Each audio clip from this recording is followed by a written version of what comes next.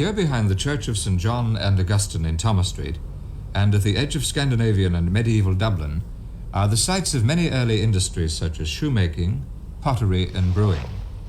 And here too is the entrance to Powers Distillery, built on what was once part of the lands of the medieval Friary of St. John.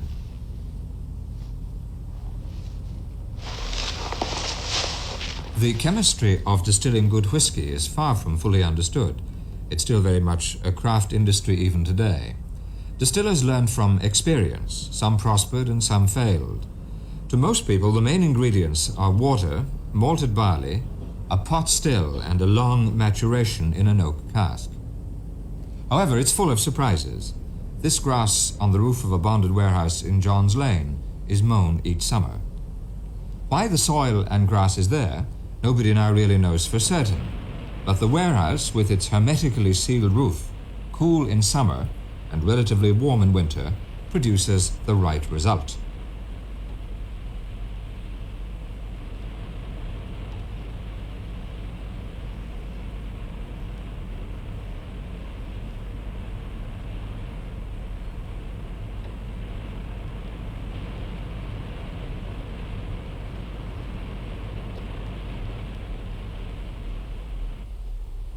On the 29th of September 1785, a plot of ground known as the Friary Gardens was leased from the Countess of Charleville by James Power.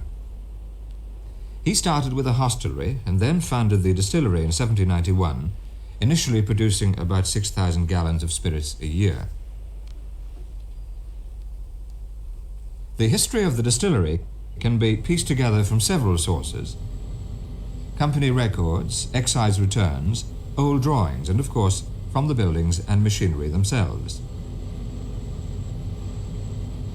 By the end of its first 100 years, the head distiller, whose office this was, controlled one of the largest distilleries in the world, employing about 250 men and producing almost 1 million proof gallons a year. Whiskey is distilled from beer, which a distiller calls wash, the beer being brewed from barley and malt. Barley from the fields is moist and has to be dried before being ground, particularly so if millstones like these are to be used. Made of heavy slabs of granite and carefully dressed to allow the grist run free, they're an eloquent testimony to an ancient craft. Brewing starts with the mixing together of the barley and malt grists in a mash tun or keeve, with water at a temperature of about 150 degrees Fahrenheit. This mash tun, one of two in John's Lane, is comparatively modern. It was made by Spence of Cork Street.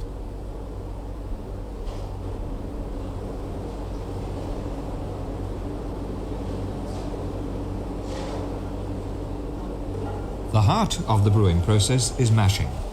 The scale of the machinery, the sense of power, the humidity, and the curiously pleasant smell of warm, crushed grain is not easily forgotten. The quality of the water used is important, and this is one of the major factors in locating a distillery.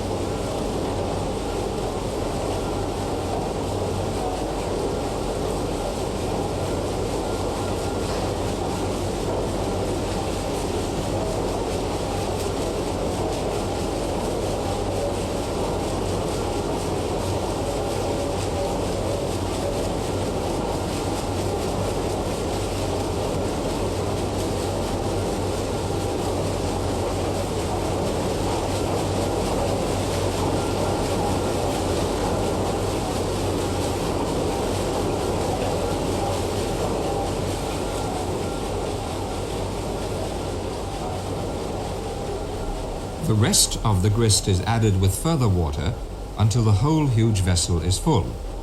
Science now has explained to us what generations of brewers discovered instinctively, that in the mashing process, the enzyme present in the malted barley converts the starches into a sugar solution.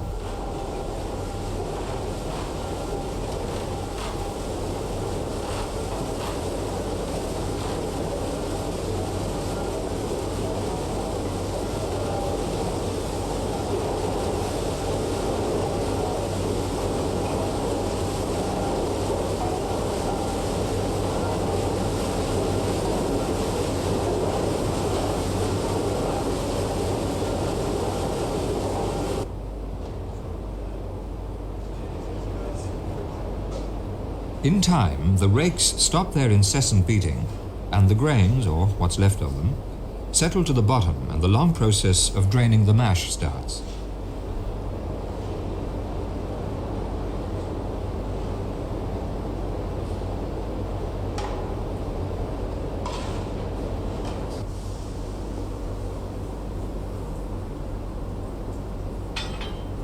These mash tuns hold about 33,000 gallons each, and this liquor is the raw material for beer, known in the trade as wort.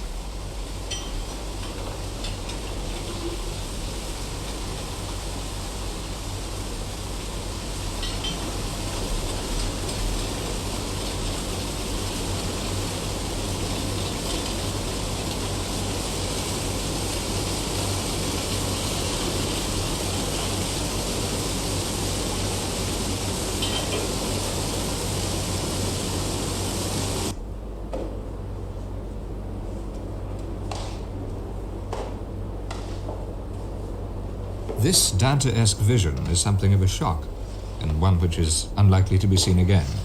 These men are shoveling out the spent grains through small holes in the floor of the drain tun. Although the work is tough, it's not dangerous. It's rather like taking strenuous exercise in a Turkish bath. But it does serve as a good reminder that working conditions in our industrial past were far from ideal, and often worse.